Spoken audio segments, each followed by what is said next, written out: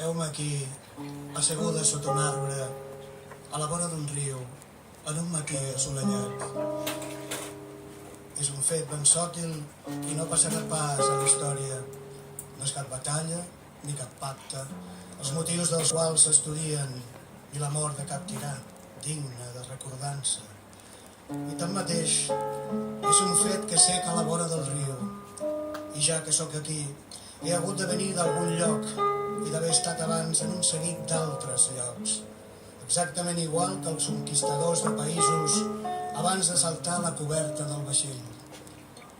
Fins un instant passatger té un passat ufanós, el seu divendres abans del dissabte, el seu maig abans del juny. Té els seus horitzons no menys autèntics que l'ollera dels generals. Aquest arbre és un àlber, arrelat que fa d'anys. El riu és el rave, i si en fa de temps que corre. El senderol no ha estat obert abans d'ahir entre els matolls. Per dispersar els núvols, el vent els ha hagut de portar abans. I encara que aquí prop no passi res d'important, el món no és per això més migrat en detalls. No està pitjor justificat ni més pobrament definit que quan se n'emparaven els èxodes dels pobles. No sols les intrigues secretes les acompanya el silenci. No sols les coronacions un acord de motius. Aconsegueixen de ser rodons no sols els anys de les revoltes, també els palers gastats del riu.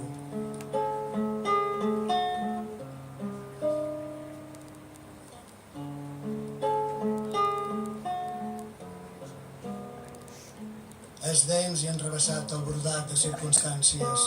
Les formigues, punt de creu sobre l'herba repuntada a la terra, l'ona enfilada per un bastó, un model de brodadora.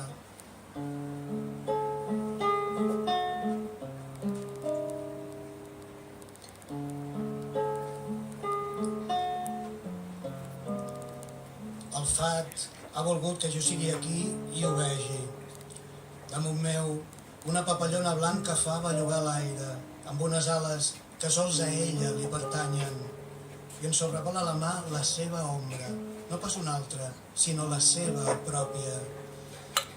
Davant d'un espectacle com aquest, m'abandona sempre la certesa que allò que és important és més important que el que no ho és.